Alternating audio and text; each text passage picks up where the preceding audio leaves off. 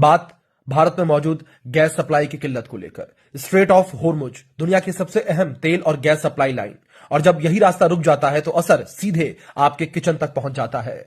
Hormuz में तनाव बढ़ने के बाद भारत में एलपीजी की सप्लाई लगभग ठप जैसी हो चुकी है और अब तक जो गैस देश में पहुंच पाई है वो करीब 1,38,000 टन के आसपास है। सुनने में यह आंकड़ा बहुत बड़ा लगता है, लेकिन असलियत यह है कि भारत रोजाना लगभग 2.5 से 3 लाख टन एलपीजी की खपत करता है। यानी कि जो गैस भारत में आई है वो देश की जरूरत के सिर्फ 1.5 से 2 दिन के बराबर ही है। सबसे बड़ी चिंता की बात यहां पर यही है कि भारत अपनी एलपीजी की करीब 60% जरूरत आयात से पूरी करता है और उस आयात का भी 85 से 90% हिस्सा इसी होर्मुज के रास्ते से भारत में आता है। ऐसे में अगर यह रास्ता लंबे समय तक बाधित रहता है तो संकट और गहराने वाला है। भारत के पास एलपीजी का बड़ा स्ट्रेटेजिक रिजर्व भी नहीं है। आमतौर पर देश के पास सिर्फ 20 से 30 दिन का ही स्टॉक रहता है। यानी कि अगर सप्लाई पूरी तरीके से रुक जाए तो कुछ ही हफ्तों में किचन की गैस पर असर दिखने लगेगा। हालात को संभालने के लिए